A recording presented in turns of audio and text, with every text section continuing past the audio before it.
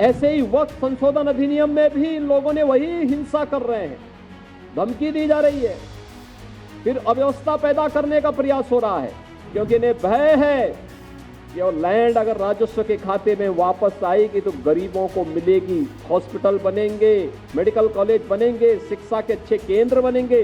वक्त के नए संशोधन को लेकर के मुर्शिदाबाद में हिंसा हुई और हिंसा के बाद वहां पर 3 लोगों की जान चली गई। मरने वालों में हिंदू थे।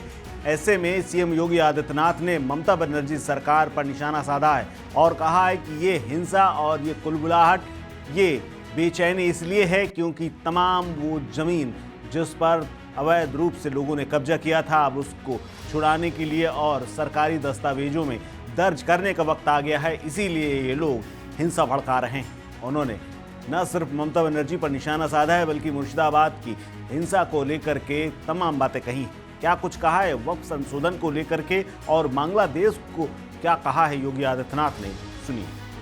हिंसा में आपने देखा होगा कब पश्चिमी बंगाल में मुर्शिदाबाद 3 हिंदुओं की निर्मम हत्या हुई, उनके घरों से खींच करके उनकी हत्या हुई। और ये सब कौन है? ये सभी वही दलित हैं, वही वंचित हैं, वही गरीब हिंदू हैं जिसको इस जमीन का सर्वाधिक लाभ मिलने वाला है, सर्वाधिक लाभ मिलने वाला है।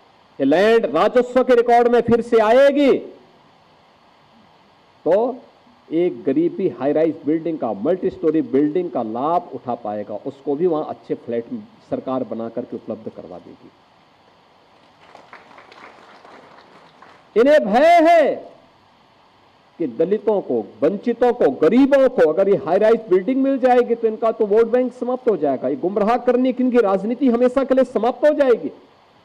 इसलिए लोग हिंसा भड़का रहे हैं, हिंसा का रास्ता अपना रहे हैं। आप देख रहे होंगे सिटीजनशिप अमेंडमेंट एक्ट पारित होने में जिसका लाभ सर्वाधिक पाकिस्तान, बांग्लादेश या अफगानिस्तान में जो वंचित हिंदू था, दलित हिंदू था, उनको भारत की नागरिकता देने का काम, जो किन्हीं कभी भी भारत में आए थे, 5 वर्ष पहले आए थे, उनको जब नागरिकता देने के कार्यक्रम को प्रधानमंत्री मोदी जी ने आगे बढ़ाया, इन्होंने पूरे देश के अंदर आंदोलन शुरू कर दिया, अभियान चालू कर दिया, बड़े बड़े आंदोलन किए, तोड़फोड़ की, आगजनी की।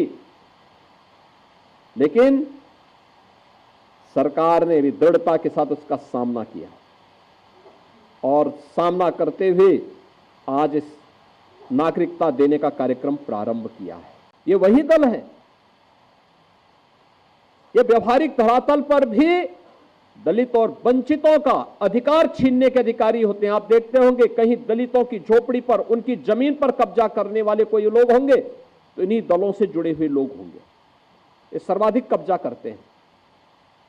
और ठीक बात है कि सरकार का डंडा है, सरकार उनको ठीक भी करती है, दुरुस्त भी करती है कि जिससे वे लोग गरीबों की, वंचितों की जमीनों पर कब्जा न कर सके। लेकिन फिर भी उनके द्वारा किस प्रकार के राग अलापे जाते हैं, हमें आश्चर्य होता है। ये वही राज्य है और ये देश वही देश है जिस देश में वक्फ के नाम पर लाखों एकड़ लैंड कब्जे की गई है